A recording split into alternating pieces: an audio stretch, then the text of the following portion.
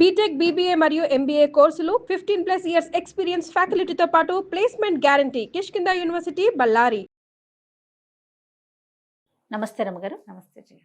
రమగారు, కొంతమంది అనుకుంటుంటాం సాధారణంగా, ఎప్పుడు ఓడిపోతున్నాం, ఎంత ప్రయత్నించినా కూడా ఫలితం దక్కట్లేదు, విజయం రావట్లేదు, ఏం చేయాలి, ఎలాంటి స్తోత్రాలు చదువుకోవాలి, ఇలాంటి ప్రశ్న ఎప్పుడు ఉంటుంటుందండి కదా. వారికి ఏదన్నా ఒక సలహా అట్లా ఏదన్నా ఇస్తారా మీరు? జీవితంలో ఓడిపోతున్నాం అనిపిస్తుంది. పోటీ పరీక్షల్లో అంటే బ్యాంక్ టెస్ట్లు అవి రాస్తారు, సక్సెస్ రాదు. ఆ, భార్యల దగ్గర, భర్తల దగ్గర, కుటుంబంలోనూ ఓడిపోతారు. బిజినెస్ అనుకున్నది సక్సెస్ మీట్ కారు, ఏదో పండగలకి టార్గెట్లు పెట్టి అవ్వదు. ఇలాంటప్పుడు అపరాజిత స్తోత్రం చదువుకుంటే చాలా బాగుంటుంది జయ. అపరాజిత స్తోత్రం. అపరాజిత చాలా ప్రత్యేకమైనది, ఇది అందరికీ తెలిసిందే. కానీ మనం ఏ శ్లోకాన్ని అయితే చెప్పుకుంటున్నామో అది అపరాజిత స్తోత్రంలోది అనే అవగాహన మాత్రం ఉండదు, అంతే మనకి. సాధారణ అంటే కొంచెం తక్కువే వింటామా? తక్కువే వింటాం. ఎందుకంటే లక్ష్మీ స్తోత్రం అని, దుర్గామాతకి సంబంధించి ఇలాంటివి వింటాం తప్ప ఇవి ఎక్కడ దొరుకుతుందండి మనకి? ఎట్లా? అన్ని స్తోత్ర నిధి యాప్ల్లోనూ దొరుకుతుంది, అన్ని పుస్తకాల్లోనూ దొరుకుతుంది. ఇప్పుడు అపరాజితాదేవి అనగానే ఆవిడెవరో అనిపిస్తుంది. అదే మనం దసరా 9 రోజులు పూజ చేస్తామా? అవును. ఆ 9 రోజులు రోజుకు ఒక జేజి పేరు చెప్పుకుంటాం. అవును. ఆఖరి రోజున ఏం చేస్తాము? విజయదశమి నాడు 9 రోజులు అయిపోయాక 10వ రోజున రాజరాజేశ్వరి దేవిని అపరాజిత పూజ ఆ రోజు చేసేది.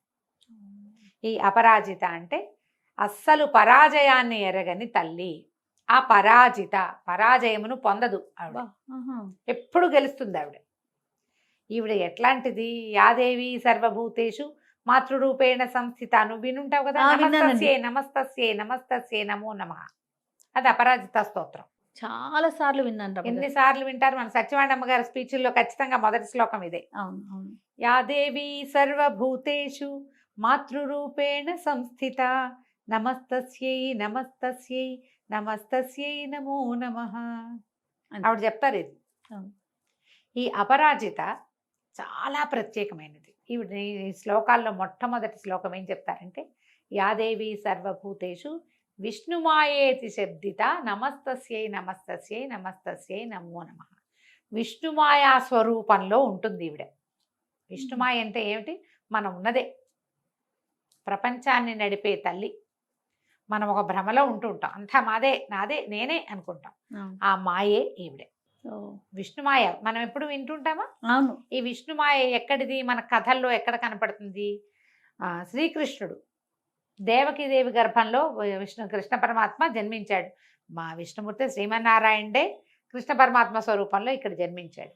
యశోదాదేవికి ఒక ఆడపిల్ల కలిగింది. ఆవిడ ఎవరి ఆజ్ఞ చొప్పున జన్మించింది?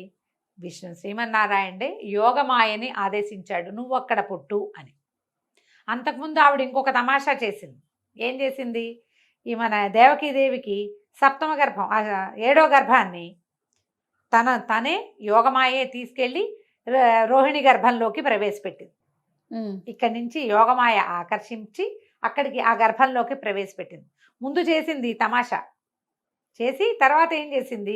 8వసారి కృష్ణుడు జన్మించినప్పుడు తను పోయి యశోదాదేవికి జన్మించాక శ్రీకృష్ణ పరమాత్మని తీసుకెళ్లారు వసుదేవులు. రాత్రిపూట తీసుకెళ్ళి కృష్ణుడిని తీసుకెళ్లి యశోదాదేవి పక్కన పడుకోబెట్టి ఆమెకి జన్మించినటువంటి స్త్రీ శిశు రూపంలో ఉన్నటువంటి యోగమాయా స్వరూపాన్ని ఎత్తుకొచ్చి దేవకీదేవి చేతిలో పెడితే ఇంతమంది మగపిల్లలు పుట్టారు. ఆడపిల్లని చూసి సంతోషించింది ఆవిడ. ఒక ఆడపిల్ల సరదా తీరింది అని పిల్లని ఎత్తుకుని కూర్చుంది. పిల్ల పెద్ద పెట్టుని ఏడ్చింది. అప్పటిదాకా మాట్లాడకుండా ఊరుకుని ఆ ఊరు నుంచి ఈ ఊరికి నడిచొచ్చేదాకా ఊరుకుని తల్లి చేతుల్లోకి వెళ్ళాక వాళ్ళని నిద్ర లేపడానికి ఏడ్చింది. మాయా విలాసం అలా ఉంటుంది. దారిలో ఏడవలా, చూడండి, రాగానే వీళ్ళని లేవదీసేయాలి. అందరూ లేచారు. ఆడపిల్ల పుట్టిందని తెలుసుకున్నారు. వచ్చాడు కంసుడు. ఇది ఆడపిల్ల, ఒక పిల్లవాడు కాదు, వదిలేయమని ఎంత బతిమలాడినా ఆయన ఏం చేశాడు? కాలు పుచ్చుకుని విసిరేశాడు ఆకాశంలో.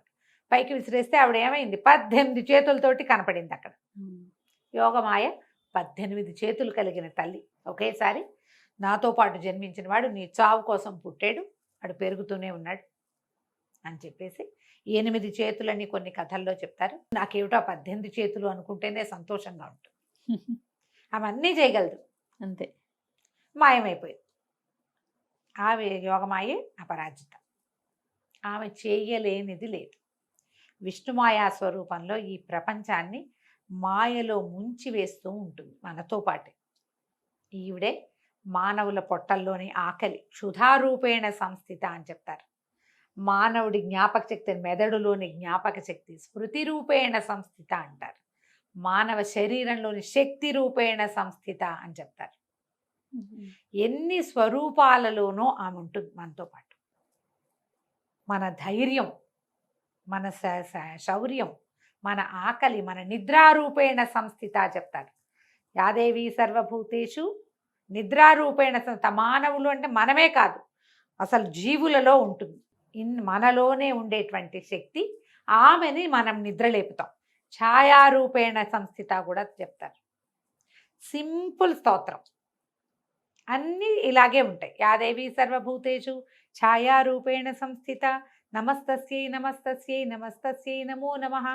యాదేవి సర్వభూతేషు క్షుధారూపేణ సంస్థిత నమస్తస్యై నమస్తస్యై నమస్తస్యై నమో నమః. అన్నీ ఇంతే, సింపుల్ కదా, చాలా తప్పులు వస్తాయన్న భయం లేదు, ఈజీగా నేర్చుకోవచ్చు. దీంతో ఏం చేస్తున్నాం, మన లోపల ప్రాణులలో మనలో ఇమిడి ఉన్నటువంటి మహాశక్తి స్వరూపాన్ని తట్టి లేపుతున్నాం అని చెప్తున్నాం. ఆ లేపేటువంటి అపరాజిత స్తోత్రాన్ని గనక చదువుకుంటే రెగ్యులర్గా నియమంతో ఇక్కడ ఏమీ ఆలోచించక్కర్లా, దీనికి ప్రత్యేకమైనది అదేదో కావాలి ఇదేదో కావాలి ఏమీ లేదు. రోజువారీ మీరు దీపారాధన చేసుకోండి, ఒకసారి ఒక ధూపం చూపించండి, ఒక్క పుష్పం అమ్మవారి పాదాల చెంత. మీ దగ్గర ఏ ప్రతిమా స్వరూపం, ఏ ఫోటో, ఏ క్యాలెండర్ ఉన్నా పర్వాలేదు, మాతృరూపంలో ఉంటే చాలా. అమ్మవారి స్వరూపంలో ఆవిడ లక్ష్మీ, సరస్వతి, లలిత, దుర్గా ఏ స్వరూపంలో ఉన్నా సరే ఒక్క పువ్వు పెట్టుకోవటం, కుదిరితే కాస్త గంధం అంటించండి, ఒక పువ్వు పెట్టండి, ఏదైనా ఓ పండో ఫలమో పానకమో మీకు చేతనైంది అవకాశం ఉన్నది నివేదన పెట్టుకోండి. నెంబర్ ఆఫ్ టైమ్స్ చదవండి, ఇది ప్రాక్టీస్ చేయండి. 2 పూట్ల చదువుకోవచ్చు. ఓకే. ప్రత్యేకమైన దివసాలలో మీ నక్షత్రం ఏ రోజు ఉంటుందో చూసుకుని క్యాలెండర్లో చూస్తే తెలుస్తుంది కదా. నక్షత్రాలు తెలియని వాళ్ళు పౌర్ణమి నాడు చేసుకోవచ్చు.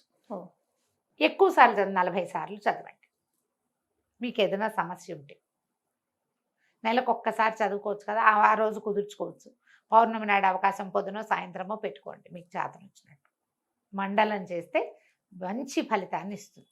తప్పకుండా సమస్యల్లోంచి, మనం ఓడిపోతున్నామనే భయంలోంచి, ఓడిపోతామేమోనన్న బెంగలోంచి బయటపడతాం తప్పకుండా. ఈ అపరాజిత స్వరూపం మనకి శమి పూజ అవి చేసేటప్పుడు అపరాజిత పూజ చేస్తారు. విజయవాడలో ఆంజనేయ స్వామి ఉన్నారు కదా, అమ్మవారికి ఎదురుగుండా క్షేత్రపాలక ఆంజనేయ స్వామి, ఆయన వెనకాల చిన్న స్వరూపంలో అపరాజిత స్వరూపం అట అక్కడ ఉన్నది. అమ్మవారు మనకు అక్కడ కనపడుతుంది. పసుపు కుంకాలు వేస్తూ ఉంటారు అక్కడ, చిన్న స్వరూపం కనపడుతుంది. ఆమె అపరాజిత దేవనే చెప్పబడుతుంది. దాని ప్రత్యేక స్వరూపంగా ఫోటోలు ఏం అవసరం లేదు. వెళ్ళినప్పుడు ఏదైనా మీకు అవకాశం ఉంటే చూసి తెచ్చుకోండి, కానీ జ్ఞాపకం చేసుకోండి. మనం దసరా 10వ రోజున పూజించే పూజ కూడా అపరాజిత దేవికి పూజిస్తాం. నాకు చాలా ఇష్టం, ఈ పేరంటేనే ఇష్టం.